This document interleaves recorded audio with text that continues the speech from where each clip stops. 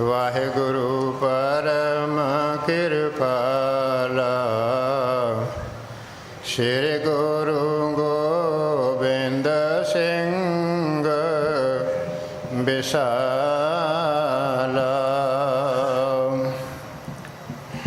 तारों धारा पग पुन पुन शीशा,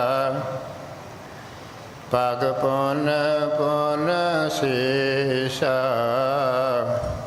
बंदों जी बार बार जगदीशा। जा में अमृत ज्ञान है, मानक भगत बैराग। धन श्री गुरु ग्रंथ साहिब उदद, बंदों कर अनुराग। एक ओंकार सतगुरु, जह प्रसाद सच होए। वाहे गुरु जी की फतेह, विघ्न विनाशन सोए। वाहे गुरु जी की फतेह, विघ्न विनाशन सोए। गिर हंकार ते तर उतरे, सर्ब रेन कर छाए। हुसन सिताद बेकार जे, हे मन तब सुख पाए। वाहिगुरु जी का खालसा, वाहिगुरु जी की फतेह। गुरु दर ते हाजिर गुरु सवारे खालसा जी, आप जी वडभागे हो जो 8वें पातशाह बाला प्रीतम सतगुरु, जिस डिठे सब दुख जाए, इन्हां अजमतां वडियाइयां दे मालक गुरु हरकृष्ण साहब महाराज जी दे पवित्र चरण छोह प्राप्त इतिहासक स्थान गुरुद्वारा बंगला साहब जी की यात्रा करते हैं। जुगो जुग अटल छतर चवर तखत दे मालक, धन धन धन श्री गुरु ग्रंथ साहिब पातशाह महाराज जी दे हजूर मनुखा जीवन दियां घड़ियां नूं सफला कर रहे हो। सतगुरु सारियां दी यात्रा सफल करन, सारियां दे परिवारां विच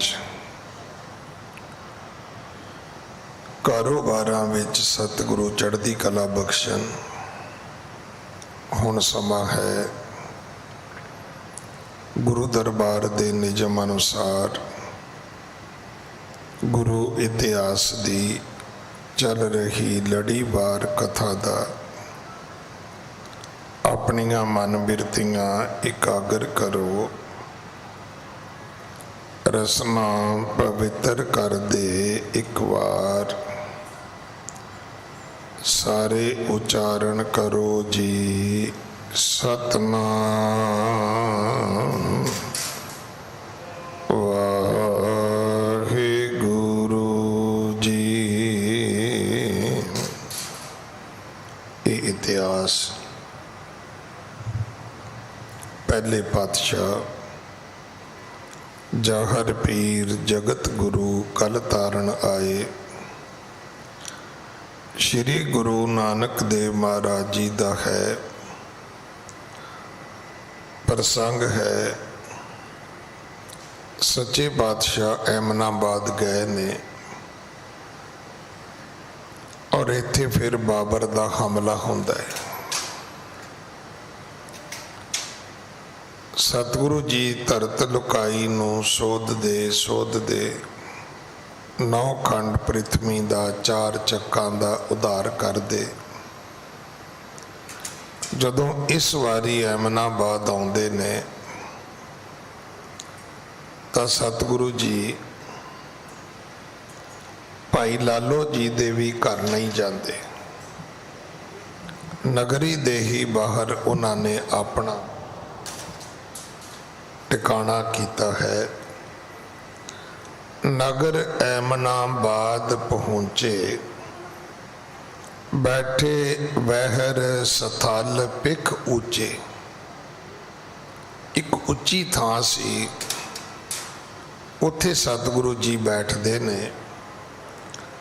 ਚੌਂ ਦਿਸ ਸੋਹਤ ਭਏ ਫਕੀਰਾ, बीच बराजें गुनी गहीरा। ਜਿਹੜੇ ਗੋਬਿੰਦ ਦੇ ਲੋਕ, ਰੱਬ ਦੇ ਸੰਤ, ਜਿਹੜੇ ਜਗਿਆਸੂ ਰਸਤੇ ਵਿੱਚ ਮਿਲੇ ਸਨ, ਜਿਨ੍ਹਾਂ ਨੇ ਫਿਰ ਮਹਾਰਾਜ ਦੀ ਸਿੱਖੀ ਗ੍ਰਹਿਣ ਕੀਤੀ ਹੈ,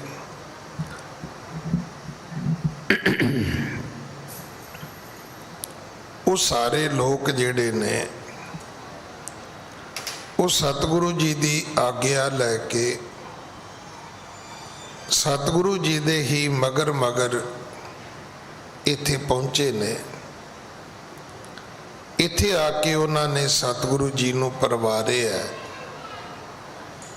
ਪਰਵਾਰਨ ਤੋਂ ਅਰਥ ਹੁੰਦਾ ਹੈ ਕਿ ਜਿੱਥੇ ਕੋਈ ਬੈਠਾ ਹੋਵੇ ਉਹਦੇ ਆਲੇ ਦੁਆਲੇ ਬੈਠ ਜਾਣਾ। ਪਰਿਵਾਰ ਦਾ ਅਰਥ ਹੀ ਹੈ ਕਿ ਜਦੋਂ ਕਿਸੇ ਘਰ ਦੇ ਮੁਖੀ ਦੇ ਕੋਲ ਸਾਰੇ ਇਕੱਠੇ ਹੋ ਜਾਣ, ਉਦੋਂ ਕਿਹਾ ਜਾਂਦਾ ਹੈ ਵੀ ਇਹ ਸਾਰਾ ਪਰਿਵਾਰ ਜਿਹੜਾ ਹੈ ਇਹ ਬੇਬੇ ਦੇ ਕੋਲ, ਬਾਪੂ ਦੇ ਕੋਲ, ਬਜ਼ੁਰਗਾਂ ਦੇ ਕੋਲ ਅੱਜ ਇਕੱਠਾ ਹੋਇਆ।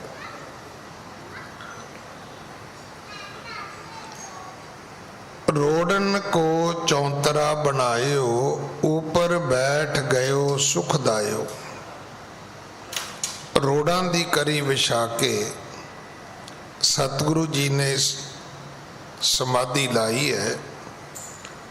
अवलो रोड़ी नाम कहावे, मन बांशत दर्शन फल पावे।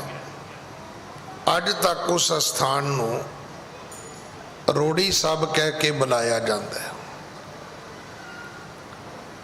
जिथे संगत जाती है। संगत दियां मनोकामनावां पूरियां हुंदियां ने। गुरु नानक साहब पिता जी की एक वडियाई जिहड़ी सानू बाणी चों पता लगदी है कि जिथे बाबा पैर धरे, पूजा आसन थापण सोआ।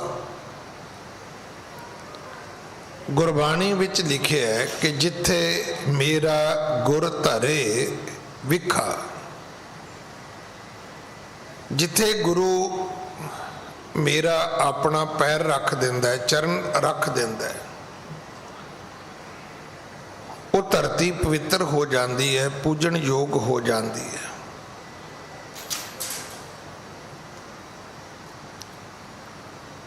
ये शब्द असी रोज पढ़ते हैं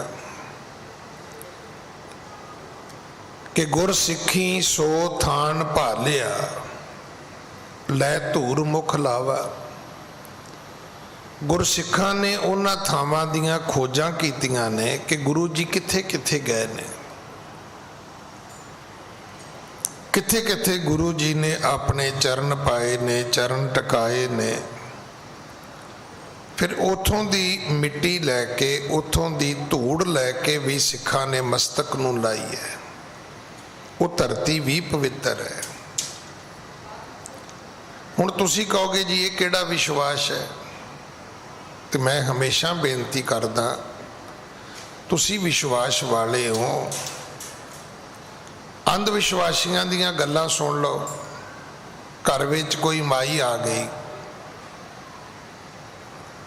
उन्हें कोई चीज़ वेखी, उन्हें बोल दिता, ਕਾਕਾ ਤੇ ਬੜਾ ਹੀ ਸੋਹਣਾ ਹੈ, ਮੱਝ ਨੇ ਤਾਂ ਜੀ ਬਾਲਟੀ ਭਰ ਕੇ ਦੁੱਧ ਦੇ ਦਿੱਤਾ ਹੈ। ਆ ਤਾਂ ਕੁੜੀ ਨੇ ਜੀ ਬੜੀਆਂ ਸੋਹਣੀਆਂ ਤੰਦੂਰ ਤੇ ਰੋਟੀਆਂ ਪਕਾਈਆਂ ਨੇ, ਤੇ ਘਰ ਦੀ ਬਜ਼ੁਰਗ ਮਾਤਾ ਡਰ ਜਾਂਦੀ ਸੀ ਵੀ ਇਹਦੀ ਜ਼ਬਾਨ ਇਦਾਂ ਦੀ ਹੈ, ਇਹਦੀ ਨਜ਼ਰ ਇਦਾਂ ਦੀ ਹੈ, ਉਹ ਨਾ ਹੋਵੇ ਕਿ ਨਜ਼ਰ ਹੀ ਲੱਗ ਜਾਏ। ਤੇ ਮੈਂ ਇਹ ਚੀਜ਼ ਪਿੰਡਾਂ ਦੇ ਵਿੱਚ ਅੰਧ ਵਿਸ਼ਵਾਸ ਦੀ ਆਪਣੀਆਂ ਅੱਖਾਂ ਨਾਲ ਵੇਖੀ ਹੈ ਕਿ ਉਸ ਵਾਪਸ ਜਾਂਦੀ ਔਰਤ ਦੇ ਪੈਰਾਂ ਦੀ ਮਿੱਟੀ ਚੁੱਕਣੀ ਤੇ ਚੁੱਲ੍ਹੇ 'ਚ ਪਾਉਣੀ ਜਾਂ ਤਪਦੇ ਤੰਦੂਰ 'ਚ ਸੁੱਟਣੀ, ਤੇ ਉਹ ਜਿਹੜੀ ਮਿੱਟੀ ਕਈ ਵਾਰੀ ਉਹਦੇ ਵਿੱਚੋਂ ਨਾ ਚਿੜ-ਚਿੜ ਦੀ ਆਵਾਜ਼ ਪੈਦਾ ਹੁੰਦੀ ਸੀ, ਤੇ ਜੇ ਆਵਾਜ਼ ਪੈਦਾ ਹੋਣੀ ਤੇ ਉਹ ਮਾਈ ਨੇ ਕਹਿਣਾ ਵੇਖਿਆ, ਉਹ ਮਤਲਬ ਚਿੜ-ਚਿੜ ਨੂੰ ਲੈਬੋਰਟਰੀ ਸਮਝਦੇ ਸੀ ਵੀ ਅੱਗ 'ਚ ਪਾਓਗੇ ਜੇ ਚਿੜ-ਚਿੜ ਹੋਏਗੀ ਤੇ ਇਹਦਾ ਮਤਲਬ ਵੀ ਜਿਹੜੀ ਅਸੀਂ ਵੇਖਣਾ ਚਾਹੁੰਦੇ ਸੀ ਵੀ ਇਹ ਚੀਜ਼ ਅਸਲੀ ਹੈ ਜਾਂ ਨਕਲੀ ਹੈ, ਵੀ ਉਹ ਫੜੀ ਗਈ ਹੈ। ਅੰਧ ਵਿਸ਼ਵਾਸ ਦੀ ਦੁਨੀਆ ਇੱਦਾਂ ਸੋਚਦੀ ਹੈ, ਆਪਾਂ ਤਾਂ ਵਿਸ਼ਵਾਸ ਵਾਲੇ ਹਾਂ। ਜੇ ਕਿਸੇ ਮਾੜੀ ਨਜ਼ਰ ਵਾਲੇ ਦੇ ਪੈਰਾਂ ਦੀ ਮਿੱਟੀ ਦਾ ਅਸਰ ਹੈ ਤੇ ਦੀਨ ਦੁਨੀਆ ਦੇ ਪਾਤਸ਼ਾਹ ਦੇ ਪੈਰਾਂ ਦੀ ਮਿੱਟੀ ਦਾ ਅਸਰ ਕਿਉਂ ਨਹੀਂ ਹੈ ਬਈ? ਇਸੇ ਕਰਕੇ ਜਿਹੜੇ ਗੁਰਸਿੱਖ ਹੋਏ ਨੇ ਉਹਨਾਂ ਨੇ ਆਪਣੇ ਗੁਰੂ ਦੇ ਚਰਨ ਛੋਹ ਪ੍ਰਾਪਤ ਅਸਥਾਨ ਲੱਭੇ ਨੇ, ਔਰ ਉਹਨਾਂ ਅਸਥਾਨਾਂ ਦੀ ਜਿਹੜੀ ਮਿੱਟੀ ਹੈ ਉਹ ਵੀ ਮਸਤਕ ਨੂੰ ਲਾਈ ਹੈ। ਸੋ ਇਥੋਂ ਅੱਜ ਦੀ ਕਥਾ ਆਰੰਭ ਹੈ ਕਿ ਮਨ ਬਾਸ਼ਤ ਦਰਸ਼ਨ ਫਲ ਪਾਵੇਂ। ਜਿਨ੍ਹਾਂ ਨੇ ਉਸ ਰੋੜੀ ਸਾਹਿਬ ਦੇ ਦਰਸ਼ਨ ਕੀਤੇ ਨੇ ਉਹਨਾਂ ਨੂੰ ਸਤਿਗੁਰੂ ਨੇ ਮਨ ਇੱਛਤ ਫਲ ਬਖਸ਼ੇ ਨੇ। ਹਾਂਜੀ। ਗਿਰ ਹੰਕਾਰ ਤੇ ਤਰ ਉਤਰੇ, ਸਰਬ ਰੇਨ ਕਰ ਛਾਏ, ਹੁਸਨ ਸਿਤਾਦ ਬਿਕਾਰ ਜੇ, ਹੇ ਮਨ ਤਬ ਸੁਖ ਪਾਏ। ਗਿਰ ਕਹਿੰਦੇ ਨੇ ਪਹਾੜ ਨੂੰ। ਹੰਕਾਰ ਸਾਡੀ ਈਗੋ, ਸਾਡੀ ਹਉਮੈ, ਤੇ ਤਰ ਉਤਰ ਬੰਦਿਆ ਤੂੰ ਹੰਕਾਰ ਦੇ ਪਹਾੜ ਤੇ ਚੜ੍ਹੇ, ਜਦੋਂ ਤੂੰ ਇਸ ਤੋਂ ਥੱਲੇ ਉਤਰੇਗਾ ਸਰਬ ਰੇਨ ਘਰ ਛਾਏ, ਸਾਰਿਆਂ ਦੇ ਚਰਨਾਂ ਦੀ ਧੂੜੀ ਬਣ ਜਾਏਗਾ। ਉਸ਼ਨ ਸਿਤਾਦ ਵਿਕਾਰ ਜੇ, ਇਹ ਤਿੰਨ ਚੀਜ਼ਾਂ ਗਰਮੀ, ਸਰਦੀ, ਵਿਕਾਰ, ਹੇ ਮਨ ਤਬ ਸੁਖ ਪਾਏ। ਇਹਨਾਂ ਤਿੰਨ ਚੀਜ਼ਾਂ ਤੋਂ ਬਚੇਗਾ ਤਾਂ ਜਾ ਕੇ ਤੈਨੂੰ ਸੁਖ ਮਿਲੇਗਾ, ਸ਼ਾਂਤੀ ਮਿਲੇਗੀ। ਤੇ ਮੈਂ ਕੱਲ ਵੀ ਕਥਾ ਦੀ ਸਮਾਪਤੀ ਵੇਲੇ ਕਥਾ ਨੂੰ ਰੋਕ ਕੇ ਬੇਨਤੀ ਕੀਤੀ ਸੀ, ਸਾਡੇ ਕੋਲੇ ਕੀ ਨਹੀਂ ਹੈ। ਇੱਥੇ ਦੋ ਤਰ੍ਹਾਂ ਦੇ ਲੋਕਾਂ ਨੂੰ ਪੁੱਛਣਾ ਚਾਹੀਦਾ। ਚਲੋ ਇੱਕ ਤਾਂ ਮਿਡਲ ਕਲਾਸ ਨੇ, ਆਪਾਂ ਸਮਝ ਲਿਆ ਵੀ ਇਹ ਦੁਖੀ ਵੀ ਨੇ, ਸੁਖੀ ਵੀ ਨੇ। ਇਸ ਤੋਂ ਮਿਡਲ ਕਲਾਸ ਤੋਂ ਇਲਾਵਾ ਵੀ ਹਾਈ ਜੈਂਟਰੀ ਵੀ ਬੜੀ ਆਉਂਦੀ ਹੈ, ਲੋਅਰ ਕਲਾਸ ਲੋਕ ਵੀ ਬੜੇ ਆਉਂਦੇ ਨੇ, ਅਮੀਰ ਵੀ ਆਉਂਦੇ ਨੇ, ਗਰੀਬ ਵੀ ਆਉਂਦੇ ਨੇ, ਬਹੁਤ ਪੜ੍ਹੇ ਲਿਖੇ ਵੀ ਆਉਂਦੇ ਨੇ, ਬਿਲਕੁਲ ਕੋਰੇ ਅਨਪੜ੍ਹ ਵੀ ਆਉਂਦੇ ਨੇ। ਪਰ ਇੱਕ ਗੱਲ ਤੁਸੀਂ ਹਰ ਬੰਦੇ ਨੂੰ ਪੁੱਛ ਸਕਦੇ ਹੋ ਵੀ ਗੁਰਦੁਆਰੇ ਕੀ ਲੈਣ ਆਏ ਹੋ? ਉਹ ਤੁਹਾਨੂੰ ਕਹੇਗਾ ਸੁਖ ਸ਼ਾਂਤੀ। ਪੁੱਛੋ ਵੀ ਤੁਹਾਡੇ ਘਰ 'ਚ ਹੈ ਨਹੀਂ? ਬੜੀ ਸੌਖੀ ਜੀ ਇੱਕ ਉਦਾਹਰਨ ਹੈ ਕਿ ਅਮੀਰਾਂ ਦੇ ਘਰ 'ਚ ਹੋਣੀ ਚਾਹੀਦੀ ਹੈ। ਜਦੋਂ ਬਾਕੀ ਸਾਰੀਆਂ ਚੀਜ਼ਾਂ ਹੈਗੀਆਂ ਨੇ ਤੇ ਸੁਖ ਸ਼ਾਂਤੀ ਵੀ ਹੋਣੀ ਚਾਹੀਦੀ। ਉਹਨਾਂ ਨੇ ਕਿਤੇ ਨਾ ਕਿਤੇ ਉਹਨਾਂ ਨੇ ਖਰੀਦੀ ਹੋਏਗੀ, ਕਿਤੇ ਨਾ ਕਿਤੇ ਉਹਨਾਂ ਨੇ ਨਹੀਂ ਆਪਣੇ ਮੁਲਕ 'ਚ ਹੋਏਗੀ, ਬਾਹਰੋਂ ਮੰਗਵਾ ਲਈ ਹੋਏਗੀ। ਤੁਸੀਂ ਬੜੇ ਲੋਕਾਂ ਦੇ ਘਰਾਂ 'ਚ ਜਾਓ ਤੇ अजकल तो भी एक ट्रेंड है, इंडिया दे विच रहिंदिआं बाहरले मुल्कां दीआं चीज़ां खरीद के घर बनाए जाते हैं। हो सकता उन्होंने सुख शांति भी कितों मंगवाई होवे, पर वो अमीर आदमी कहता जी नहीं साढ़े घर नहीं हैगी। अच्छा फिर तुहाडे नहीं हैगी अमीरां दे ते गरीबां दे ते होएगी। गरीब कहते साढ़े भी है नहीं। हाँ ये सच है, सुख शांति किसी दे घर विच नहीं है।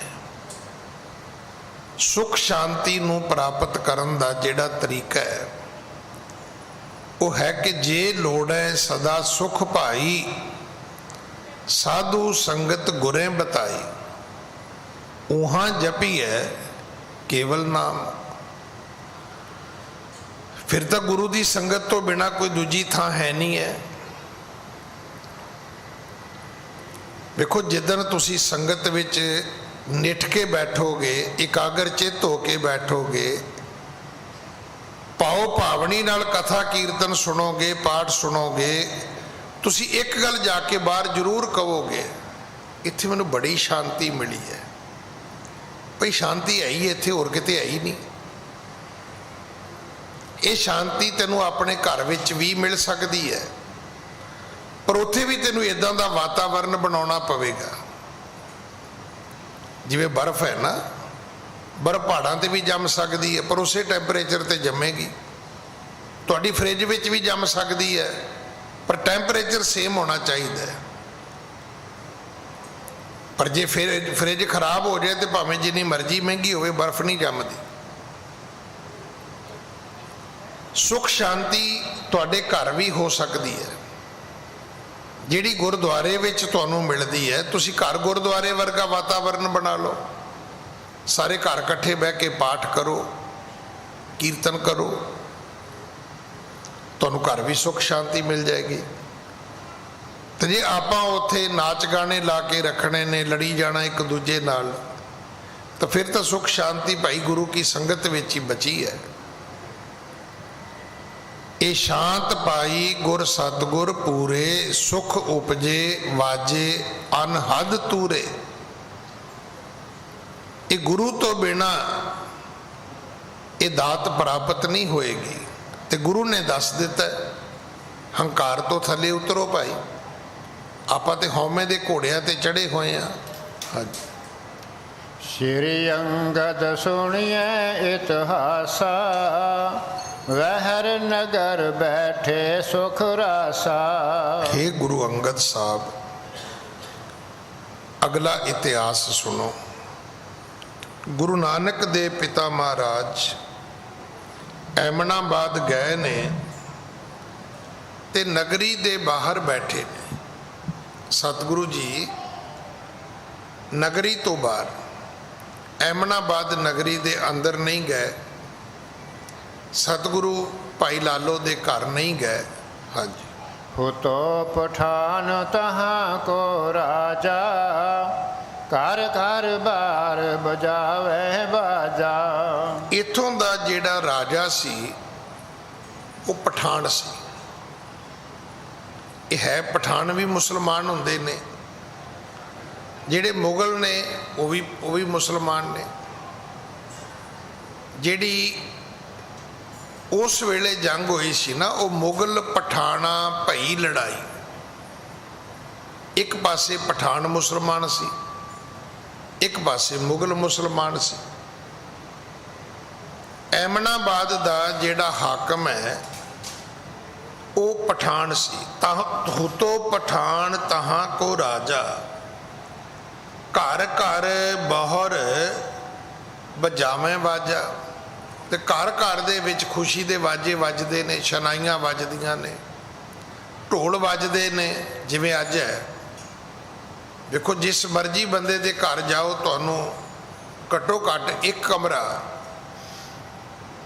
तो जरूर ऐसा मिलेगा जिथे स्पैशल एक टीवी लगा होएगा, बड़े बड़े महंगे उत्थे कॉलम रखे होणगे, स्पीकर लगे होणगे। कईयां ने तो पूरा थिएटर बनाया हुंदा है। ਕਈਆਂ ਨੇ ਉਹ ਮਿਊਜ਼ਿਕ ਸੁਣਨ ਵਾਸਤੇ ਆਪ ਗਾਉਣ ਵਾਸਤੇ ਉਹਨਾਂ ਨੇ ਕੋਈ ਨਾ ਕੋਈ ਕਮਰਾ ਤਿਆਰ ਕੀਤਾ ਹੁੰਦਾ। ਅੱਜ ਉਹਦਾ ਰੂਪ ਬਦਲ ਗਿਆ, ਪੈਸੇ ਲੋਕਾਂ ਕੋਲ ਹੈਗੇ ਨੇ, ਨਵੀਆਂ ਨਵੀਆਂ ਚੀਜ਼ਾਂ ਆ ਗਈਆਂ, ਪਰ ਉਸ ਵੇਲੇ ਵੀ ਲੋਕ ਆਪਣੇ ਘਰਾਂ ਵਿੱਚ ਢੋਲ ਢਮੱਕੇ ਨਾਲ ਨੱਚਣ ਗਾਉਣ ਵਿੱਚ ਉਹ ਮਸਤ ਸਨ। ਹਾਂਜੀ। ਅਦਕ ਵਿਆਹ ਤਿਸ ਦਿਨ ਪੁਰ ਮਾਹੀ, ਕਰਤ ਕੋਲਾਹਲ ਔਰ ਹਰ ਖਾਹੀ। ਅਦਕ ਵਿਆਹ ਤਿਸ ਦਿਨ ਪੁਰ ਮਾਹੀ, ਉਹਦਾ ਇੱਕ ਕਾਰਨ ਹੋਰ ਵੀ ਸੀ ਕਿ ਦੇਵਨੇਤ ਜਦੋਂ ਸਤਿਗੁਰੂ ਐਮਨਾਬਾਦ ਪਹੁੰਚੇ ਨੇ ਤੇ ਉਹਨਾਂ ਦਿਨਾਂ ਦੇ ਵਿੱਚ ਲੋਕ ਵਿਆਹ ਕਰ ਰਹੇ ਸਨ ਆਪਣੇ ਬੱਚਿਆਂ ਦੇ। ਜਿਵੇਂ ਹੁਣ ਵੀ ਤੁਸੀਂ ਵੇਖਿਆ ਹੋਣਾ, ਕੁਝ ਦਿਨ ਆਉਂਦੇ ਨੇ ਬੜੀਆਂ ਹੀ ਸ਼ਾਦੀਆਂ ਹੁੰਦੀਆਂ ਨੇ, ਫਿਰ ਕੁਝ ਦਿਨ ਆਉਂਦੇ ਨੇ ਕੋਈ ਸ਼ਾਦੀ ਨਹੀਂ ਹੁੰਦੀ। ਤੁਸੀਂ ਪੁੱਛੋ ਵਿਆਹ ਸ਼ਾਦੀਆਂ ਨਾਲ ਜੁੜੇ ਲੋਕਾਂ ਨੂੰ, ਬੈਂਕਟ ਹਾਲ ਵਾਲਾ ਕਹਿੰਦਾ ਜੀ ਬੜਾ ਮੰਦਾ ਹੈ, ਬੈਂਡ ਬਾਜੇ ਵਾਲਾ ਕਹਿੰਦਾ ਜੀ ਬੜਾ ਮੰਦਾ ਹੈ, ਘੋੜੀ ਵਾਲਾ ਕਹਿੰਦਾ ਜੀ ਮੇਰਾ ਤੇ ਬਿਲਕੁਲ ਹੀ ਮੰਦਾ ਹੈ। ਹੁਣ ਵਿਆਹ ਸ਼ਾਦੀ ਹੋਵੇ ਤੇ ਇਹਨਾਂ ਲੋਕਾਂ ਨੂੰ ਰੁਜ਼ਗਾਰ ਮਿਲੇ, ਕਾਰੋਬਾਰ ਮਿਲੇ, ਬਿਜ਼ਨਸ ਮਿਲੇ, ਪਰ ਇਹ ਗੱਲਾਂ ਬਹੁਤੀਆਂ ਜਿਹੜੀਆਂ ਨੇ ਅੰਧ ਵਿਸ਼ਵਾਸ ਨਾਲ ਜੁੜੀਆਂ ਹੋਈਆਂ ਨੇ। ਇਹ ਦਿਨ ਚੰਗੇ ਨੇ, ਇਹ ਮਾੜੇ ਨੇ। ਉਹ ਜਦੋਂ ਮਾੜੇ ਹੁੰਦੇ ਨੇ ਉਹ ਫਿਰ ਸਾਰਾ ਕੁਝ ਬੰਦ ਹੋ ਜਾਂਦਾ, ਜਦੋਂ ਚੰਗੇ ਹੁੰਦੇ ਨੇ ਉਦੋਂ ਫਿਰ ਐਸੀ ਇੱਕ ਹਵਾ ਆਉਂਦੀ ਹੈ ਕਿ ਕਿਸੇ ਕੋਲ ਵੀ ਵਕਤ ਨਹੀਂ ਹੁੰਦਾ, ਕੋਈ ਥਾਂ ਖਾਲੀ ਨਹੀਂ ਹੁੰਦੀ। ਈਵਨ ਤੁਸੀਂ ਰਾਗੀ ਸਿੰਘ ਵੀ ਬੁੱਕ ਕਰੋ, ਵੀ ਕਹਿੰਦਾ ਜੀ ਮੇਰੇ ਤਾਂ ਪਹਿਲਾਂ ਹੀ 3 ਪ੍ਰੋਗਰਾਮ ਨੇ। ਪਰ ਕਈ ਦਿਨ ਐਸੇ ਹੁੰਦੇ ਨੇ ਵੀ ਮਹੀਨਾ ਮਹੀਨਾ ਬੰਦਾ ਘਰ ਵਿਹਲਾ ਹੀ ਬੈਠਾ ਹੋਇਆ, ਕੋਈ ਪ੍ਰੋਗਰਾਮ ਹੈ ਹੀ ਨਹੀਂ। ਅਸੀਂ ਵੰਡ ਕੇ ਨਹੀਂ ਕਰਦੇ ਨਾ। ਚਲੋ ਸ਼ਾਇਦ ਇਹਦੇ ਨਾਲ ਕੋਈ ਛੁੱਟੀਆਂ ਦਾ ਵੀ ਸੰਬੰਧ ਹੋਏਗਾ, ਕੋਈ ਮੌਸਮ ਦਾ, ਵੈਦਰ ਦਾ ਵੀ ਹੋਏਗਾ ਇਹਦਾ ਕੋਈ ਸੰਬੰਧ ਕੋਈ। ਪਰ ਜਿਹੜੀ ਜਦੋਂ ਸਤਿਗੁਰੂ ਐਮਨਾਬਾਦ ਗਏ ਨੇ ਤੇ ਪਠਾਣਾ ਦੇ ਪਰਿਵਾਰਾਂ ਵਿੱਚ ਵਿਆਹ ਹੀ ਵਿਆਹ ਸਨ, ਇਸ ਕਰਕੇ ਹਰ ਘਰ ਵਿੱਚ ਢੋਲ ਢਮੱਕਾ ਸੀ। ਕਰਤ ਕੋਲਾਹਲ ਔਰ ਹਰ ਖਾਹੀ, ਹਰ ਪਾਸੇ ਕੋਲਾਹਲ ਹੈ, ਸ਼ੋਰ ਹੈ, ਰੌਲਾ ਹੈ, ਸ਼ਨਾਈਆਂ ਵੱਜ ਰਹੀਆਂ ਨੇ, ਸਭ ਲੋਕ ਆਪਣੀ ਖੁਸ਼ੀ ਵਿੱਚ ਮਸਤ ਨੇ। ਹਾਂਜੀ। ਗਾਵੇ ਨਾਚੈ ਮਾਚੈ ਰੰਗਾ, ਹਤ ਉਤਸਵ ਮੈਂ ਰਹੇ ਉਮੰਗਾ। ਇਹ ਲੋਕ ਗਾਉਂਦੇ ਨੇ, ਇਹ ਲੋਕ ਨੱਚਦੇ ਨੇ। ਮਾਚੈ ਰੰਗਾ, ਰੰਗਾਂ ਦੇ ਵਿੱਚ ਉਹ ਮਚੇ ਹੋਏ ਨੇ, ਮਸਤ ਨੇ। ਅਤ ਉਤਸਵ ਮੈਂ ਰਹੇ ਉਮੰਗਾ, ਇਵੇਂ ਹੈ ਜਿਵੇਂ ਕੋਈ ਤਿਉਹਾਰ ਹੋਵੇ, ਜਿਵੇਂ ਕੋਈ ਬਹੁਤ ਵੱਡਾ ਦਿਨ ਤਿਉਹਾਰ ਹੋਵੇ। ਇੱਦਾਂ ਦਾ ਐਮਨਾਬਾਦ ਦੇ ਵਿੱਚ ਮਾਹੌਲ ਸੀ, ਇੱਦਾਂ ਦਾ ਉੱਥੇ ਵਾਤਾਵਰਣ ਸੀ। ਹਾਂਜੀ। ਭੂਖਨ ਬਸਤਰ ਨਵੀਨ ਪਹਿਰ ਕੈ, ਬਣੇ ਸ਼ਹਿਰ ਬਹੁ ਗਰਭ ਗਹਿਰ ਕੈ। ਇੱਥੋਂ ਦੇ ਲੋਕਾਂ ਨੇ ਨਵੇਂ ਨਵੇਂ ਕੱਪੜੇ, ਨਵੇਂ ਨਵੇਂ ਬਸਤਰ ਪਾਏ ਨੇ। ਉਹ ਸ਼ੈਲ ਬਣੇ ਹੋਏ ਨੇ ਹੰਕਾਰ ਦੇ ਵਿੱਚ, ਬਹੁ ਗਰਭ ਗਹਿਰ ਕੈ, ਆਪਣੇ ਆਪ ਨੂੰ ਸੋਹਣਾ ਬਣਾ ਕੇ, ਆਪਣੇ ਆਪ ਨੂੰ ਸੁੰਦਰ ਬਣਾ ਕੇ ਉਹ ਆਪਣੇ ਆਪਣੇ ਹੰਕਾਰ ਦੇ ਵਿੱਚ ਮਸਤ ਨੇ। ਉਹਨਾਂ ਨੂੰ ਕੋਈ ਖਬਰ ਨਹੀਂ ਹੈ ਕਿ ਸਾਡੀ ਨਗਰੀ ਵਿੱਚ ਕੋਈ ਅਤਿਥੀ ਆਏ ਨੇ, ਕੋਈ ਸਾਧੂ ਆਏ ਨੇ, ਕੋਈ ਮਹਾਤਮਾ ਆਏ ਨੇ। ਵੇਖੋ ਜਿਹੜਾ ਸਿੱਖ ਧਰਮ ਹੈ ਨਾ, ਉਹ ਤੁਹਾਨੂੰ ਤੁਹਾਡੀਆਂ ਖੁਸ਼ੀਆਂ ਤੋਂ ਵਰਜਦਾ ਨਹੀਂ ਹੈ। ਮੈਂ ਤਾਂ ਰੋਜ਼ ਬੇਨਤੀ ਕਰਦਾ ਵੀ ਮੈਨੂੰ ਵੀ ਹੁਣੀ ਪਤਾ ਲੱਗਾ ਕਿ ਕੱਪੜਾ 50,000 ਰੁਪਏ ਮੀਟਰ ਵੀ ਹੁੰਦਾ, 1,00,000 2 ਲੱਖ ਰੁਪਏ ਵੀ ਮੀਟਰ ਹੁੰਦਾ। ਮੈਨੂੰ ਨਹੀਂ ਸੀ ਪਤਾ, ਚਲੋ ਪਤਾ ਲੱਗ ਗਿਆ। ਜਦੋਂ ਕਰੋੜਾਂ ਦੇ ਸੂਟ ਦੀ ਗੱਲ ਆਈ, ਮੈਂ ਜਿੱਥੋਂ ਮੈਂ ਆਪ ਕੱਪੜਾ ਖਰੀਦਦਾ, ਮੈਂ ਉਹਨਾਂ ਨੂੰ ਪੁੱਛ ਬੈਠਾ ਉਹ ਕਹਿੰਦੇ ਉਹ ਵੀ ਇੱਥੋਂ ਹੀ ਗਿਆ ਹੈ, ਉਹ ਕਰੋੜਾਂ ਵਾਲਾ ਕੱਪੜਾ ਵੀ ਉੱਥੋਂ ਹੀ ਆਇਆ ਸੀ।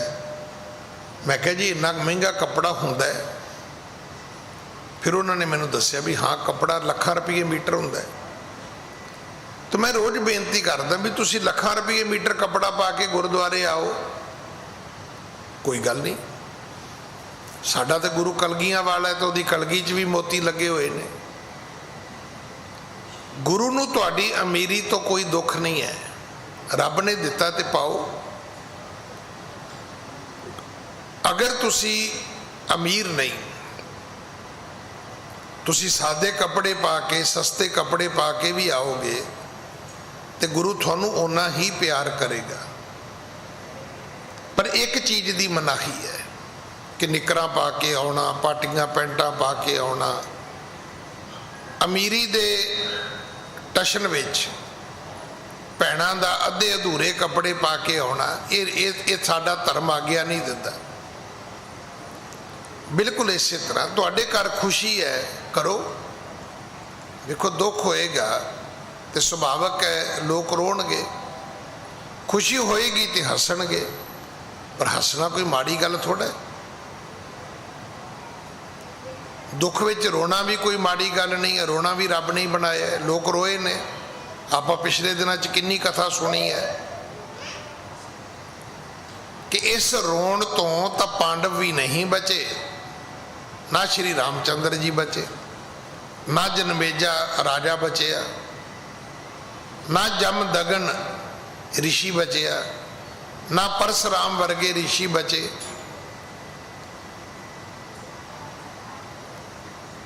ਹੁਣ ਰੋਵੇਂ ਪਾਂਡਵ ਭਏ ਮਜੂਰ, ਜਦੋਂ ਉਹਨਾਂ ਨੂੰ ਮਜ਼ਦੂਰੀ ਕਰਨੀ ਪਈ, ਲੇਬਰ ਕਰਨੀ ਪਈ, ਜਾ ਕੇ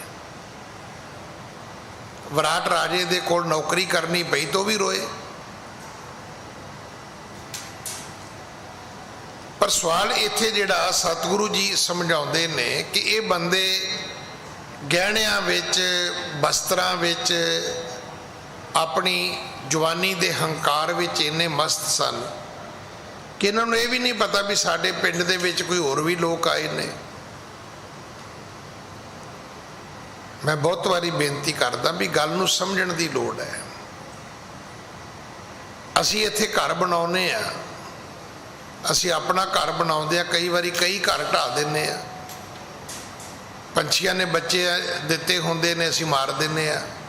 ਆਂਡੇ ਦਿੱਤੇ ਹੁੰਦੇ ਨੇ, ਅਸੀਂ ਤੋੜ ਦਿੰਦੇ ਆ। ਉਹਨਾਂ ਨੇ ਬੱਚੇ ਜਨਮ ਦੇਣੇ ਹੁੰਦੇ ਨੇ, ਅਸੀਂ ਉਹਨਾਂ ਦੇ ਆਲ੍ਹਣੇ ਭੰਨ ਦਿੰਦੇ ਆ। ਅਸੀਂ ਖਿਆਲ ਨਹੀਂ ਕਰਦੇ, ਅਸੀਂ ਭੈਣਾਂ ਭਰਾਵਾਂ ਦਾ ਨਹੀਂ ਕਰਦੇ, ਪੰਛੀਆਂ ਦਾ ਕੌਣ ਕਰੇਗਾ। ਪਰ ਬਾਹਰਲੇ ਮੁਲਕਾਂ ਦੇ ਵਿੱਚ ਇਸ ਗੱਲ ਦਾ ਸਭ ਤੋਂ ਪਹਿਲਾਂ ਧਿਆਨ ਕੀਤਾ ਜਾਂਦਾ ਹੈ। ਈਵਨ ਇਹ ਨਹੀਂ ਕਿ ਜਿਹੜੇ ਜੀਵ ਤੁਹਾਡੇ ਘਰ ਵਿੱਚ ਰਹਿੰਦੇ ਨੇ, ਇੱਥੋਂ ਤੱਕ ਜਿਸ ਘਰ ਦੀ ਖੁਦਾਈ ਕਰਨੀ ਹੈ, ਉਸ ਜ਼ਮੀਨ ਦੀ ਆ ਕੇ ਪਹਿਲਾਂ ਜਿਹੜੇ ਸਿਟੀ ਕੌਂਸਲ ਵਾਲੇ ਨੇ ਜਾਂ ਜਿਹੜੇ ਉਹ ਡਿਪਾਰਟਮੈਂਟ ਉਹਨਾਂ ਦਾ ਹੈ, ਉਹ ਪਹਿਲਾਂ ਆ ਕੇ ਵੇਖਦੇ ਨੇ ਕਿ ਮਿੱਟੀ ਦੇ ਵਿੱਚ ਜਿਹੜੇ ਜੀਵ ਰਹਿੰਦੇ ਨੇ, ਕੋਈ ਉਹਨਾਂ ਦੇ ਬੱਚੇ, ਕੋਈ ਆਂਡੇ ਤੇ ਨਹੀਂ ਹੈਗੇ ਉੱਥੇ। ਹੁਣ ਜਿਵੇਂ ਕਿਸੇ ਨੇ ਬਾਹਰ ਖੇਤਾਂ ਦੇ ਵਿੱਚ ਜ਼ਮੀਨ ਖਰੀਦ ਲਈ, ਹੁਣ ਉਹਨੇ ਘਰ ਬਣਾਉਣਾ ਹੈ, ਹੁਣ ਉੱਥੇ ਪਾਣੀ ਭਰਿਆ ਸੀ, ਉਹਦੇ ਵਿੱਚ ਕੱਛੂ ਕੁੰਮੇ ਨੇ, ਤੇ ਇਹ ਥੋੜਾ ਵੀ ਡਾਂਗ ਫੜੋ ਤੇ ਕੱਛੂ ਕੁੰਮੇ ਮਾਰ ਕੇ ਤੇ ਆਪਣਾ ਤੁਸੀਂ ਘਰ ਬਣਾ ਲਓ ਨਾ। ਪਹਿਲਾਂ ਉਹਨਾਂ ਨੂੰ ਉੱਥੋਂ ਮੂਵ ਕਰਨਾ ਹੈ।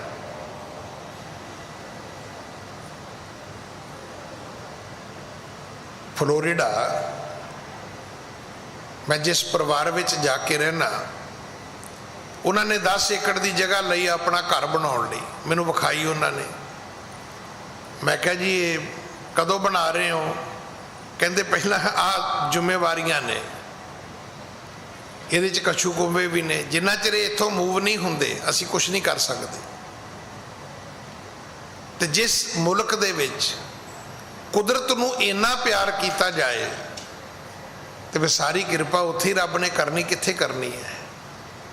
ਅਸੀਂ ਤੇ ਬੰਦੇ ਦੀ ਪਰਵਾਹ ਨਹੀਂ ਕਰਦੇ, ਉਹ ਪੰਛੀਆਂ ਦੀ ਵੀ ਪਰਵਾਹ ਕਰਦੇ ਨੇ, ਜਾਨਵਰਾਂ ਦੀ ਵੀ ਪਰਵਾਹ ਕਰਦੇ ਨੇ।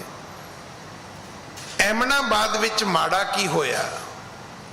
ਮਾੜਾ ਇਹ ਹੋਇਆ ਵੀ ਤੁਸੀਂ ਵਿਆਹ ਸ਼ਾਦੀਆਂ ਵਿੱਚ ਮਸਤ ਹੋ ਬਈ। ਤੁਹਾਡੀ ਨਗਰੀ ਦੇ ਬਾਹਰ ਗੁਰੂ ਨਾਨਕ ਆਏ ਨੇ, ਸਾਧੂ ਸੰਤ ਆਏ ਨੇ, ਤੇ ਇਹ ਤੇ ਪਤਾ ਕਰੋ ਵੀ ਕੋਈ ਪਾਣੀ ਤੋਂ ਪਿਆਸਾ ਬੈਠਾ ਹੈ, ਕੋਈ ਰੋਟੀ ਤੋਂ ਭੁੱਖਾ ਬੈਠਾ ਹੈ।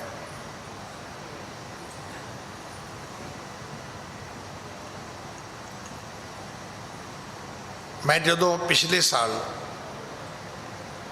ਕੋਵਿਡ ਸ਼ੁਰੂ ਹੋਇਆ, ਮੇਰੇ ਖਿਆਲ ਕਈ ਮਹੀਨੇ ਬੈਠ ਕੇ ਇੱਥੇ ਬੇਨਤੀ ਕੀਤੀ ਕਿ ਤੁਹਾਡੀ 2000 ਗਜ ਦੀ ਕੋਠੀ ਹੈ, 1000 ਗਜ ਦੀ, 500 ਗਜ ਦੀ ਕੋਠੀ ਹੈ, ਤੁਹਾਡੇ ਘਰ ਪਦਾਰਥਾਂ ਦੀ ਕਮੀ ਕੋਈ ਨਹੀਂ, ਤੇ ਤੁਹਾਡੇ ਘਰ ਦੇ ਅੱਗੋਂ ਕੋਈ ਭੁੱਖਾ ਆਦਮੀ ਲੰਘ ਰਿਹਾ ਹੈ ਤੇ ਤੁਸੀਂ ਉਹਨੂੰ ਪਾਣੀ ਨਹੀਂ ਦੇ ਸਕੇ, ਇੱਕ ਰੋਟੀ ਨਹੀਂ ਦੇ ਸਕੇ ਉਹਨੂੰ।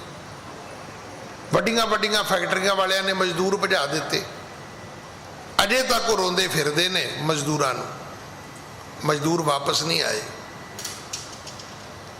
ਕਿ ਆਪਾਂ ਉਹਨਾਂ ਨੂੰ 2 ਰੋਟੀਆਂ ਤੇ ਆਪਾਂ ਦਾਲ ਦੀ ਕੜਛੀ ਨਹੀਂ ਸੀ ਦੇ ਸਕਦੇ? ਜੇ ਆਪਾਂ ਕਹਿ ਦਿੰਦੇ ਵੀ ਕੋਈ ਨਹੀਂ ਵੀ 200 ਬੰਦਾ ਹੈ ਨਾ, ਕੋਈ ਨਹੀਂ ਤੁਸੀਂ ਇੱਥੇ ਬਹਿ ਕੇ ਲੰਗਰ ਛਕੋ, ਇੱਥੇ ਰਹੋ। ਉਹ ਜਦੋਂ ਸੈਂਕੜੇ ਮੀਲ ਤੁਰ ਕੇ ਗਏ, ਉਹ ਮੁੜ ਕੇ ਨਹੀਂ ਆਏ। ਜੇ ਆਏ ਤੇ ਘੱਟੋ ਘੱਟ ਉਸ ਫੈਕਟਰੀ 'ਚ ਤੇ ਨਹੀਂ ਆਏ। ਉਹ ਕਹਿੰਦੇ ਜਿਹਨੇ ਸਾਡੀ ਬਾਂਹ ਨਹੀਂ ਫੜੀ। ਮੈਂ ਉਹਨਾਂ ਲੋਕਾਂ ਨੂੰ ਵੀ ਜਾਣਦਾ ਜਿਨ੍ਹਾਂ ਨੇ ਬਾਂਹ ਫੜੀ ਹੈ, ਜਿਨ੍ਹਾਂ ਨੇ ਆਪਣੇ ਵਰਕਰਾਂ ਨੂੰ ਆਟਾ ਵੀ ਦਿੱਤਾ ਹੈ, ਪੈਸੇ ਵੀ ਦਿੱਤੇ ਨੇ, ਰੋਟੀ ਵੀ ਦਿੱਤੀ ਹੈ, ਜੇ ਲੋੜ ਪਈ ਤੇ ਉਹਨਾਂ ਨੂੰ ਘਰ ਵੀ ਪਹੁੰਚਾਇਆ।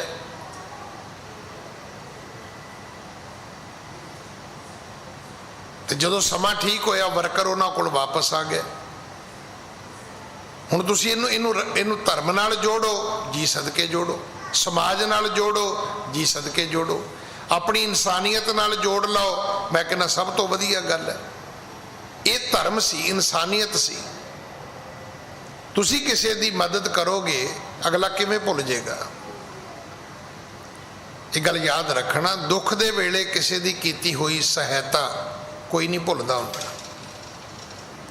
ਹਾਂ, ਸੁੱਖ ਵੇਲੇ ਤੁਸੀਂ ਉਹਦੇ ਘਰ ਜਾ ਕੇ ਭੰਗੜਾ ਪਾਓਗੇ, ਹੋ ਸਕਦਾ ਅਗਲਾ ਗੁੱਸਾ ਕਰੇ ਵੀ ਐਵੇਂ ਪੈਰ ਮਿੱਧਦਾ ਫਿਰਦਾ ਸੀ ਘੁੱਟ ਪੀ ਕੇ। ਪਰ ਅਗਲਾ ਹਸਪੀਟਲ ਵਿੱਚ ਔਰ ਤੁਸੀਂ ਜਾ ਕੇ ਉੱਥੇ ਕਹੋ ਕਿ ਭਾਜੀ ਬਲੱਡ ਦੀ ਲੋੜ ਤਾਂ ਨਹੀਂ, ਜੇ ਲੋੜ ਹੋਈ ਤੇ ਮੈਨੂੰ ਦੱਸਿਓ, ਮੈਂ ਦੇ ਸਕਦਾ। ਇਹ ਗੱਲ ਉਸ ਬੰਦੇ ਨੂੰ ਸਾਰੀ ਜ਼ਿੰਦਗੀ ਨਹੀਂ ਭੁੱਲੇਗੀ। ਹੋ ਸਕਦਾ ਵਿਆਹ 'ਚ ਉਹਨਾਂ ਦੇ ਭੰਗੜਾ ਪਾਇਆ ਉਹਨੂੰ ਭੁੱਲ ਜਾਏ, ਪਰ ਦੁੱਖ ਵੇਲੇ ਅਗਰ ਤੁਸੀਂ 2 ਸ਼ਬਦ ਵੀ ਉਹਦੇ ਲਈ ਬੋਲੇ ਹੋਣਗੇ, ਉਹ ਕਦੇ ਨਹੀਂ ਭੁੱਲੇਗਾ। ਬਲੱਡ ਵੀ ਨਾ ਦੇ, ਹਸਪੀਟਲ ਪਤਾ ਲੈਣ ਹੀ ਚਲੇ ਜੋ, ਅਗਲਾ ਕਹੋ ਮੇਰਾ ਪਤਾ ਲੈਣ ਆਇਆ ਸੀ, ਜਦੋਂ ਮੈਂ ਹਸਪੀਟਲ ਸੀ ਮੇਰੀ ਇਹਨੇ ਆਖੇ ਖਬਰ ਲਈ ਸੀ। ਇਹਨੂੰ ਇਨਸਾਨੀਅਤ ਕਹਿੰਦੇ ਨੇ। ਇੱਕ ਬੜੀ ਵੱਡੀ ਗੱਲ ਹੈ ਕਿ ਐਮਨਾਬਾਦ ਵਿੱਚ ਗੁਰੂ ਨਾਨਕ ਆਏ ਤੇ ਹਮਲਾ ਕਿਵੇਂ ਹੋ ਗਿਆ? ਇਹ ਕਈ ਬੰਦੇ ਸਵਾਲ ਕਰਦੇ ਨੇ। ਹੁਣ ਉਹਦਾ ਇਹ ਮੁੱਢ ਹੈ ਜਿਹੜਾ ਮੈਂ ਆਪ ਜੀ ਨੂੰ ਬੇਨਤੀ ਕੀਤੀ ਹੈ ਕਿ ਅਵਲੋਕਤ ਹੈ ਭੂਖਣ ਬਸਤਰ ਨਵੀਨ ਪਹਿਰ ਕੇ, ਬਣੇ ਸ਼ੈਲ ਬਹੁ ਗਰਭ ਗਹਿਰ ਕੇ। ਹਾਂਜੀ, ਅਵਲੋਕਤ ਹੈ ਰੰਗ ਤਮਾਸ਼ੇ, ਅਨੇਕ ਪ੍ਰਕਾਰਨ ਠਾਨੇ ਹਾਸੇ। ਇਹ ਲੋਕ ਰੰਗਾਂ ਤਮਾਸ਼ਿਆਂ ਨੂੰ ਵੇਖਦੇ ਨੇ, ਅਨੇਕ ਪ੍ਰਕਾਰ ਦੇ ਹਾਸੇ ਠੱਠਿਆਂ ਦੇ ਵਿੱਚ ਗਵਾਚੇ ਹੋਏ ਨੇ। ਹਾਂਜੀ, ਗਰੀਅਨ ਬਿਖੈ ਕੁਦਾਏ ਤੁਰੰਗਾ, ਬੈਠੇ ਮੂਛ ਬਾਮ ਸਰਬੰਗਾ। ਗਲੀਆਂ ਦੇ ਵਿੱਚ ਘੋੜੇ ਭਜਾਉਂਦੇ ਨੇ, ਫਿਰ ਕੀ ਕਰਦੇ ਨੇ? ਬੈਠੇ ਮੂਛ ਬਾਮ ਸਰਬੰਗਾ।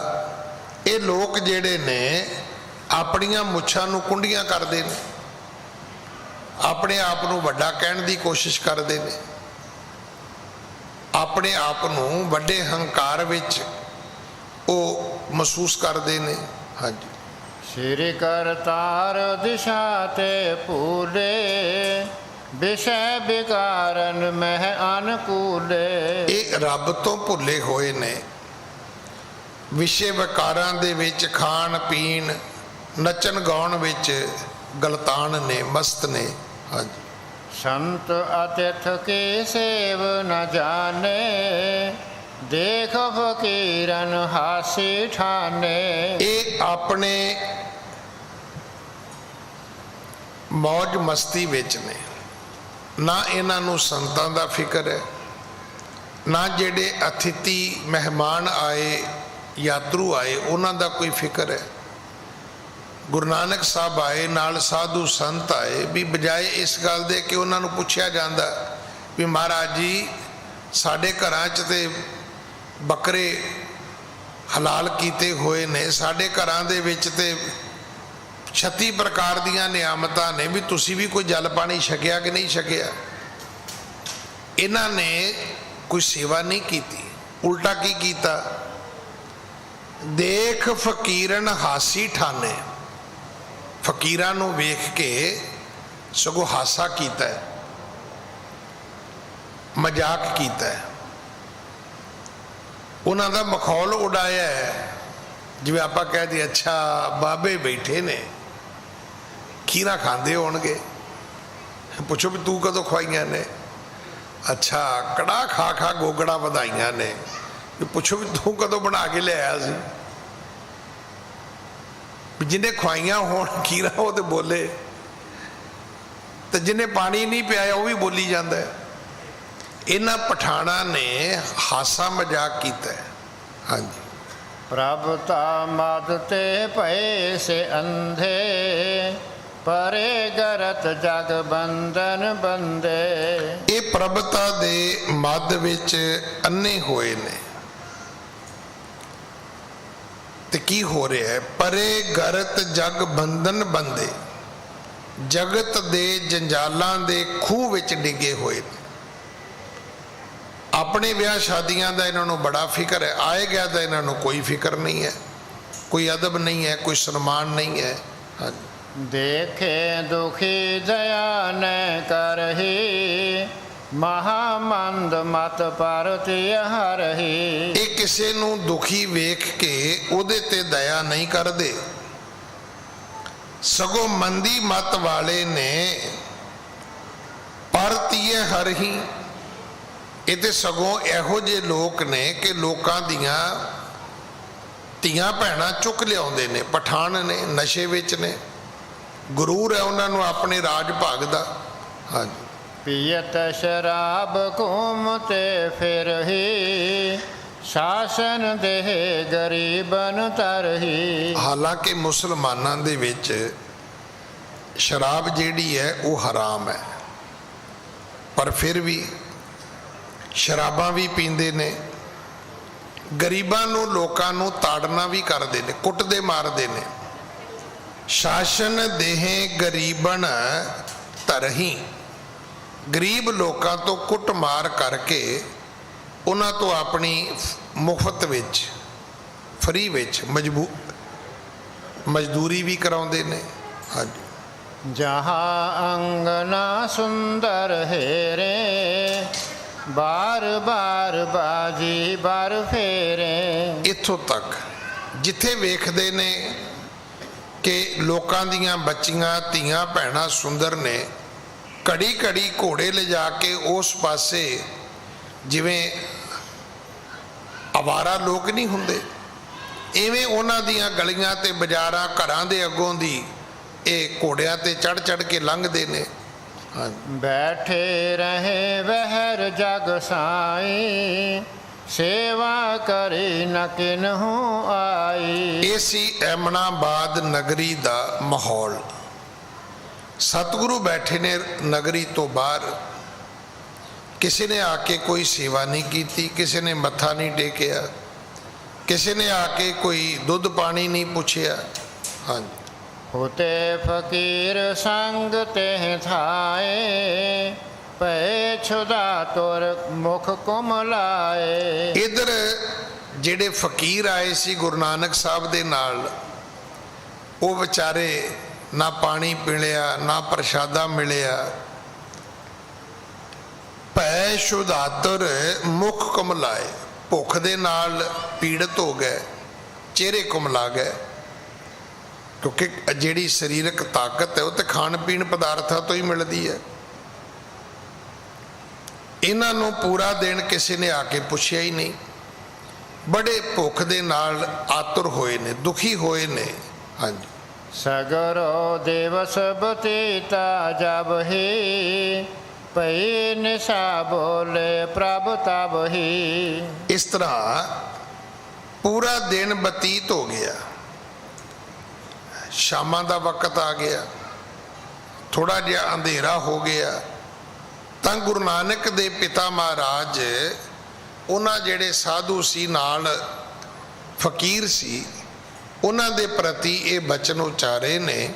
ਹਾਂਜੀ, हे संतो द्वै उठ कर जावो पुर ते जाच असन को खावो। ਆਖਿਆ ਭਾਈ ਏਦਾਂ ਕਰੋ, ਉਠੋ ਤੇ ਨਗਰੀ ਵਿੱਚ ਜਾਓ।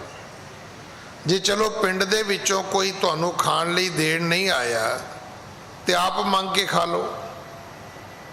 ਵੀ ਪਿੰਡ ਵਿੱਚ ਜਾਓ ਤੇ ਉਹਨਾਂ ਨੂੰ ਕਹੋ ਵੀ ਭਾਈ ਅਸੀਂ ਸਾਧੂ ਲੋਕ ਆ, ਸਾਨੂੰ ਭੁੱਖ ਲੱਗੀ ਹੈ ਤੇ ਰੋਟੀ ਪ੍ਰਸ਼ਾਦਾ ਦੇ ਦਿਓ।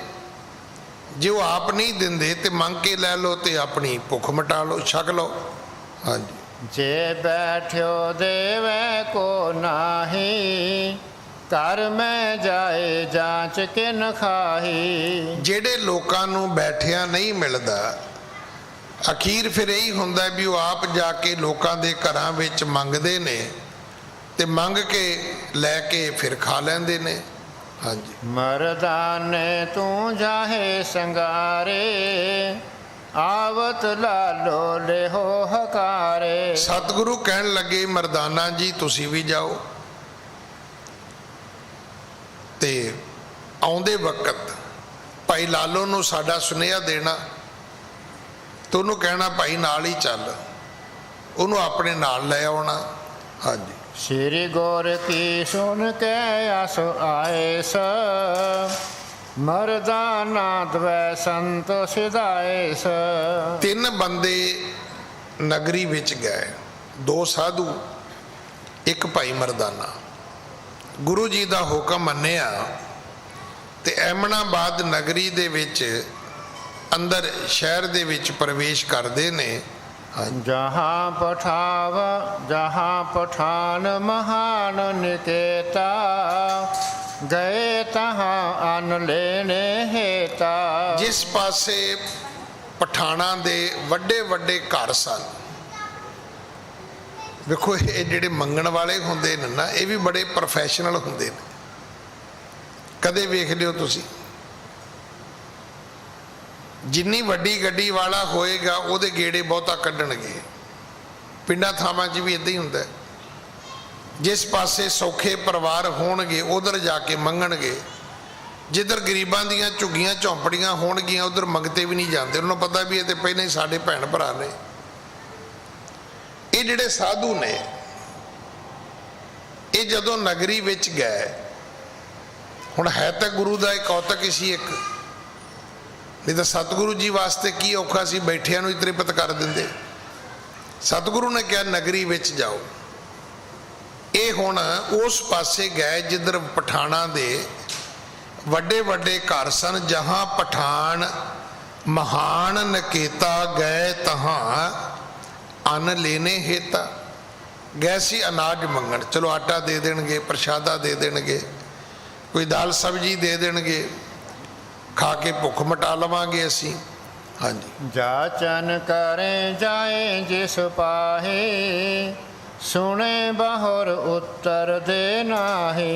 ਪਰ ਇਹ ਜਿਸ ਜਿਸ ਘਰ ਵਿੱਚ ਮੰਗਣ ਗਏ ਬਹੁਤੇ ਉਹ ਲੋਕ ਸੀ ਜਿਨ੍ਹਾਂ ਨੇ ਸੁਣਿਆ ਹੀ ਨਹੀਂ, ਕੋਈ ਜਵਾਬ ਹੀ ਨਹੀਂ ਦਿੱਤਾ। ਇਹ ਬੋਲੇ ਵੀ ਨੇ ਤੇ ਉਹਨਾਂ ਨੇ ਅੱਗੋਂ ਸਾਬਤ ਕੀਤਾ ਵੀ ਸਾਨੂੰ ਨਹੀਂ ਸੁਣਿਆ।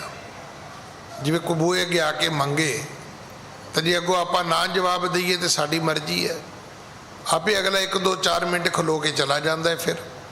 ਹਾਂਜੀ, मद पानी बोले दुर्बैना जाचत हिरे तहाँ बहुएना। ਕਈ ਐਸੇ ਵੀ ਲੋਕ ਸੀ ਜਿਹੜੇ ਸ਼ਰਾਬੀ ਸਨ। ਮਦ ਪਾਣੀ ਵਿੱਚ ਜਿਨ੍ਹਾਂ ਨੇ ਸ਼ਰਾਬ ਦਾ ਪਾਣੀ ਪੀਤਾ ਹੋਇਆ ਸੀ, ਉਹਨਾਂ ਨੇ ਪੁੱਠੇ ਬੋਲ ਵੀ ਬੋਲੇ, ਮਾੜੇ ਬੋਲ ਵੀ ਬੋਲੇ, ਕੌੜੇ ਵੀ ਬੋਲੇ, ਫਿੱਕੇ ਬੋਲ ਵੀ ਬੋਲੇ। ਆ ਗਏ ਨੇ ਮੂੰਹ ਚੁੱਕ ਕੇ ਮੰਗਣ ਵਾਸਤੇ। ਹੱਟੇ ਕੱਟੇ ਨੇ, ਤੁਹਾਨੂੰ ਕੀ ਹੋਇਆ ਬਈ? ਜਿਨ੍ਹਾਂ ਨੇ ਨਹੀਂ ਦੇਣਾ ਆਉਂਦਾ ਉਹ ਇਦਾਂ ਹੀ ਬੋਲਦੇ ਨੇ। ਹਾਂਜੀ। ਪ੍ਰਵਿਸ਼ੇ ਇੱਕ ਨਿਕੇਤ ਕੇ ਮਾਹੀ, ਜਾਚਿਓ ਅੰਨ ਜਾਹੇ ਤਿਹ ਪਾਹੀ। ਇੱਕ ਘਰ, ਦੂਜਾ, ਤੀਜਾ, ਚੌਥਾ, ਪੰਜਵਾਂ, ਫਿਰਦੇ ਰਹੇ, ਕਿਸੇ ਨੇ ਕੁਛ ਨਹੀਂ ਦਿੱਤਾ। ਅਚਾਨਕ ਇਹ ਇੱਕ ਘਰ ਵਿੱਚ ਪ੍ਰਵੇਸ਼ ਕਰਦੇ ਨੇ, ਉੱਥੇ ਜਾ ਕੇ ਇਹਨਾਂ ਨੇ ਫਿਰ ਮੰਗਣਾ ਕੀਤਾ। ਹਾਂਜੀ। ਦਇਓ ਨ ਕਛੁ ਨਹਿ ਬੋਲੇ ਬਾਣੀ, ਤਿਹ ਛਿਨ ਆਵਾ ਇੱਕ ਮਦ ਪਾਣੀ। ਉਹਨਾਂ ਨੇ ਵੀ ਅੱਗੋਂ ਦਿੱਤਾ ਕੁਝ ਨਹੀਂ, ਨਾ ਹੀ ਉਹਨਾਂ ਨੇ ਕੋਈ ਇਹਨਾਂ ਨਾਲ ਕੋਈ ਦੋ ਸ਼ਬਦ ਬੋਲਣੇ ਕੀਤੇ। ਪਰ ਅਚਾਨਕ ਇੱਕ ਸ਼ਰਾਬੀ ਆ ਗਿਆ, ਨਸ਼ੇ ਵਿੱਚ ਧੁੱਤ ਸੀ, ਜਿਨੇ ਨਸ਼ੇ ਦਾ ਪਾਣੀ ਪੀਤਾ ਹੋਇਆ ਸੀ। ਹਾਂਜੀ। ਮਰਦਾਨੇ ਕੋ ਦੀਨ ਤਕੇਲਾ, ਬਹੁ ਬਲ ਸੋ ਧਰਨੀ ਪੁਰ ਮੇਲਾ। ਉਹਨੇ ਆਉਂਦਿਆਂ ਹੀ ਪਹਿਲਾ ਕੰਮ ਕੀਤਾ ਕਿ ਭਾਈ ਮਰਦਾਨੇ ਨੂੰ ਧੱਕਾ ਦਿੱਤਾ ਬੜੇ ਜ਼ੋਰ ਨਾਲ, ਤੇ ਧਰਤੀ ਦੇ ਉੱਤੇ ਪਟਕ ਦਿੱਤਾ। ਬਹੁ ਬਲ ਸੋ ਧਰਨੀ ਪੁਰ ਮੇਲਾ, ਧਰਤੀ ਤੇ ਪਟਕਾ ਮਾਰਿਆ। ਹਾਂਜੀ। ਚੋਟ ਲਗੀ ਪਾਈ ਤਨ ਪੀਰਾ, ਪੁਰ ਤਜ ਚੱਲੇ ਤੁਰਤ ਪ੍ਰਭ ਤੀਰਾ। ਭਾਈ ਮਰਦਾਨਾ ਜੀ ਨੂੰ ਸੱਟ ਲੱਗ ਗਈ, ਸਰੀਰ ਤੇ ਦਰਦ ਵੀ ਬਹੁਤ ਹੋਇਆ। ਅਖੀਰ ਫਿਰ ਇਹ ਬੜੀ ਜਲਦੀ ਨਾਲ ਨਗਰੀ ਛੱਡ ਕੇ ਤੁਰ ਪਏ ਵੀ ਮਿਲਦਾ ਤਾਂ ਕੁਝ ਹੈ ਨਹੀਂ। ਪਹਿਲਾਂ ਤੇ ਮੂੰਹ ਨਾਲ ਹੀ ਬੋਲਦੇ ਸੀ ਵੀ ਹੁਣ ਤੇ ਇਹਨਾਂ ਨੇ ਕੁੱਟਣਾ ਮਾਰਨਾ ਵੀ ਸ਼ੁਰੂ ਕਰ ਦਿੱਤਾ। ਇਹ ਐਮਨਾਬਾਦ ਤੋਂ ਬਾਹਰ ਨਿਕਲਣਾ ਸ਼ੁਰੂ ਕਰਦੇ ਨੇ। ਹਾਂਜੀ। ਲਾਲੋ ਕੋ ਬੁਲਾਏ ਨਿਜ ਸਾਥਾ, ਆਏ ਜਹ ਬੈਠੇ ਜਗਨਾਥਾ। ਇਹ ਆਪਣੇ ਨਾਲ ਭਾਈ ਲਾਲੋ ਜੀ ਨੂੰ ਲੈ ਕੇ ਆਏ। ਗੁਰੂ ਜੀ ਦਾ ਹੁਕਮ ਸੀ ਵੀ ਮਰਦਾਨਿਆਂ ਲਾਲੋ ਨੂੰ ਲੈ ਕੇ ਆਵੀਂ। ਉੱਥੇ ਆ ਗਏ ਜਿੱਥੇ ਗੁਰੂ ਜੀ ਇੱਕ ਉੱਚੀ ਥਾਂ ਦੇ ਉੱਤੇ ਬਿਰਾਜੇ ਸਨ। ਹਾਂਜੀ। ਪੁਰਜੇ ਦਾਨੇ ਕਛ ਕੋ ਤਿਆਰੀ, ਲੈ ਸੋ ਲਾਲੋ ਧਰੇ ਅਗਾਰੀ। ਭਾਈ ਲਾਲੋ ਨੂੰ ਜਦੋਂ ਰਾਤ ਨੂੰ ਸੁਨੇਹਾ ਮਿਲਿਆ ਤੇ ਹੁਣ ਘਰ ਦੇ ਵਿੱਚ ਕੋਈ ਦਾਲ ਸਬਜ਼ੀ ਭਾਜੀ ਤਾਂ ਹੈ ਨਹੀਂ ਸੀ। ਜੇ ਅੱਜ ਤੋਂ ਤੁਸੀਂ 40-50 ਸਾਲ ਪਿੱਛੇ ਜਾਓਗੇ ਤੇ ਆਮ ਘਰਾਂ 'ਚ ਨਹੀਂ ਸੀ ਹੁੰਦੀ, ਕਿਉਂਕਿ ਫਰਿੱਜਾਂ ਨਹੀਂ ਸੀ ਹੁੰਦੀਆਂ। ਹੁਣ ਤੁਸੀਂ ਕਹੋ ਜੀ ਅਸੀਂ ਫਰਿੱਜ 'ਚ ਰੱਖਦੇ ਹਾਂ, ਫਰਿੱਜ 'ਚ ਨਹੀਂ ਰੱਖਦੇ। ਪੂਰੀ ਪ੍ਰਕਿਰਤੀ ਵਿੱਚ ਇੱਕ ਬੰਦਾ ਹੀ ਹੈ ਜਿਹੜਾ ਬਾਸਾ ਖਾਂਦਾ ਹੈ, ਨਹੀਂ ਤੇ ਕੋਈ ਕੀੜਾ ਮਕੌੜਾ ਵੀ ਬਾਸਾ ਨਹੀਂ ਜੇ ਖਾਂਦਾ, ਸਭ ਤਾਜ਼ੇ ਖਾਂਦੇ ਨੇ, ਸਭ ਫਰੈਸ਼ ਫੂਡ ਖਾਂਦੇ ਨੇ। ਇੱਕ ਆਪਾਂ ਹੀ ਆ ਕਿ ਫਰਿੱਜ ਤੋਂ ਵੀ ਅੱਗੇ ਫਰੀਜ਼ਰਾਂ ਵਿੱਚ ਚਲੇ ਗਏ। ਹਫਤਾ ਚੀਜ਼ ਪਈ ਰਹਿੰਦੀ, ਕੱਢ ਖਾਈ ਜਾਂਦੇ ਆ। ਉਹ ਵਕਤ ਐਸਾ ਸੀ। ਜੇ ਉਸ ਤੋਂ ਹੋਰ ਪਿੱਛੇ ਜਾਓ ਤੇ ਉਸ ਤੋਂ ਵੀ ਇੱਕ ਵੱਡੀ ਗੱਲ ਸੀ ਜਿਹੜੀ ਗੁਰੂ ਅਮਰਦਾਸ ਜੀ ਨੇ ਬਖਸ਼ੀ ਸੀ। ਉਹ ਇਹ ਸੀ ਕਿ ਭਾਈ ਰਾਤ ਨੂੰ ਭਾਂਡੇ ਮੂਧੇ ਮਾਰ ਕੇ ਸੌਵੋ। ਇਹਦਾ ਅਰਥ ਕੀ ਸੀ ਵੀ ਜੇ ਸਵੇਰ ਹੋਏਗੀ ਤਾਂ ਆਪੇ ਰੱਬ ਦੇਗਾ। ਉਹਦੇ ਪਿੱਛੇ ਇੱਕ ਭਰੋਸਾ ਸੀ ਵੀ ਜੇ ਕੱਲ ਦਿਨ ਆਏਗਾ ਤੇ ਦੇਣ ਵਾਲਾ ਵੀ ਆਏਗਾ। ਹੁਣ ਸਾਨੂੰ ਤਾਂ ਨਾ ਰੱਬ ਤੇ ਭਰੋਸਾ ਹੈ, ਨਾ ਆਪਣੇ ਆਪ ਤੇ ਭਰੋਸਾ ਹੈ।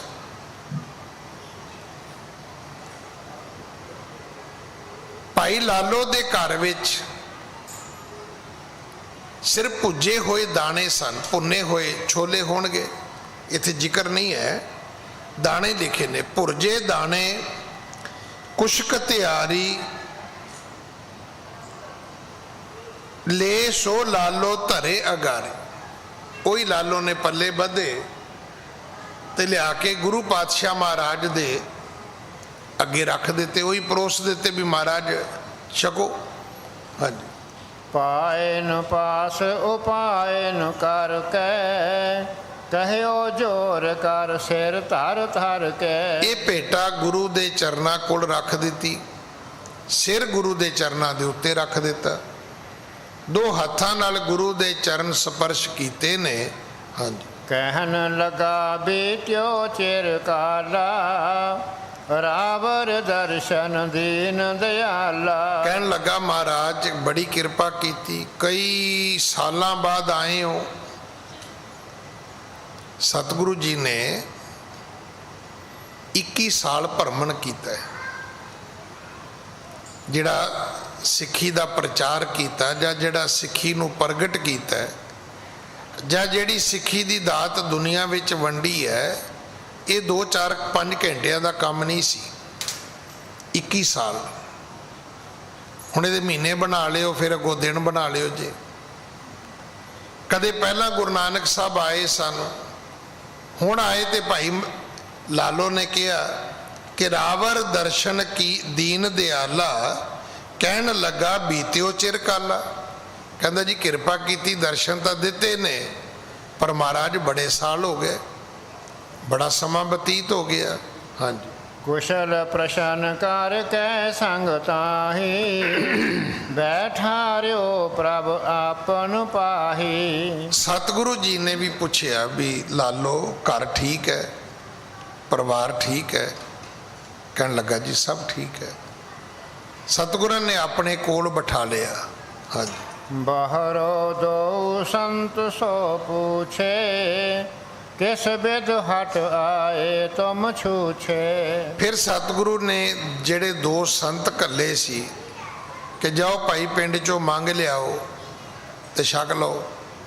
ਹੁਣ ਉਹਨਾਂ ਨੂੰ ਪੁੱਛਿਆ ਵੀ ਤੁਸੀਂ ਸੁਣਾਓ ਕੀ ਲੈ ਕੇ ਆਏ ਹੋ, ਕੀ ਮਿਲਿਆ ਬਈ, ਮੰਗਣ ਗਏ ਸੀ ਤੁਸੀਂ?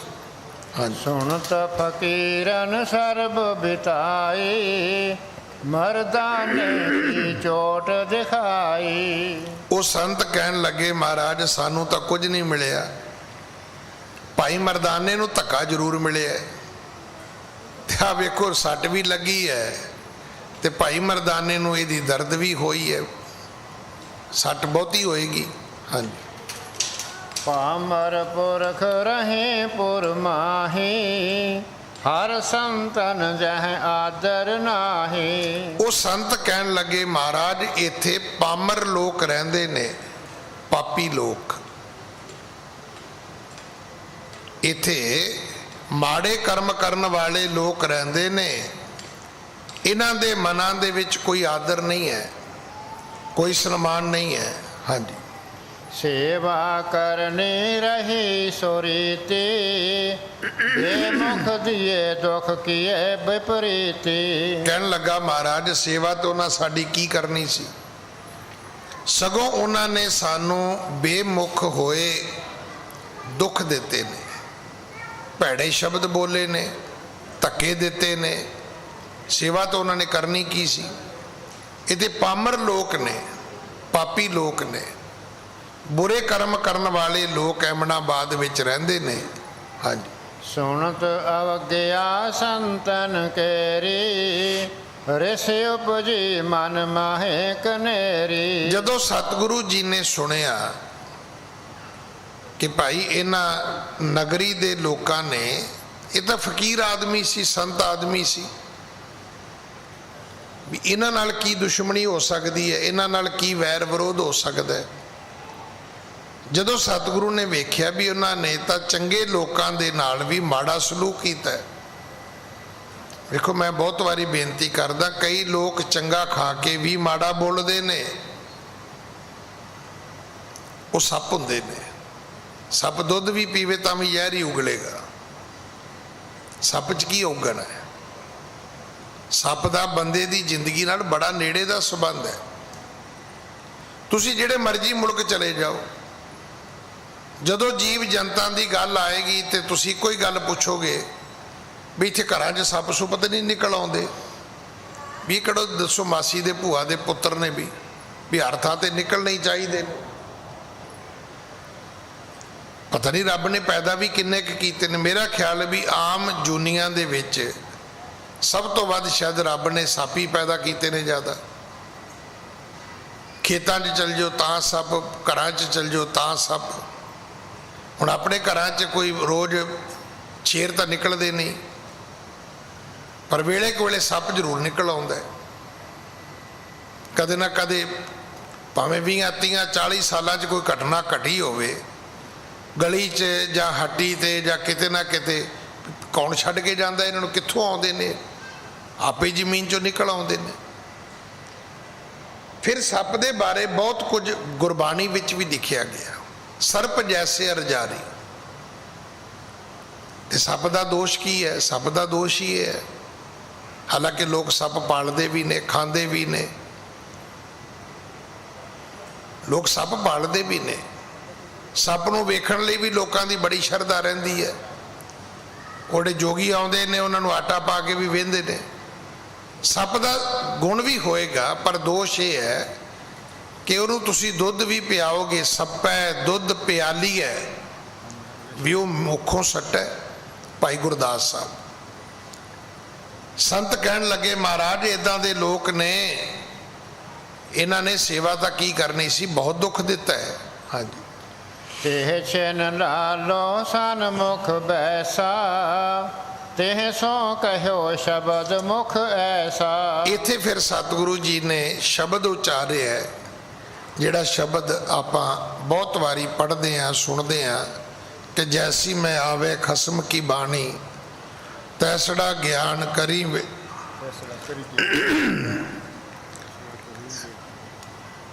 ਤੈਸੜਾ ਕਰੀ ਗਿਆਨ ਵੇ ਲਾਲੋ। ਇਹ ਸ਼ਬਦ ਜਿਹੜਾ ਹੈ ਇੱਥੇ ਫਿਰ ਸਤਿਗੁਰੂ ਜੀ ਨੇ ਉਚਾਰਨ ਕੀਤਾ। ਅੱਜ ਸਮਾਂ ਸਮਾਪਤ ਹੈ। ਸਤਿਗੁਰੂ ਕਿਰਪਾ ਕਰਨ, ਅਗਲੀ ਕਥਾ ਆਪਾਂ ਕੱਲ ਗੁਰੂ ਕੀ ਗੋਦ ਵਿੱਚ ਬੈਠ ਕੇ ਸੁਣੀਏ। ਭੁੱਲਾਂ ਬਖਸ਼ੋ ਜੀ, ਫਤਿਹ ਬੁਲਾਓ। ਵਾਹਿਗੁਰੂ ਜੀ ਕਾ ਖਾਲਸਾ, ਵਾਹਿਗੁਰੂ ਜੀ ਕੀ ਫਤਿਹ।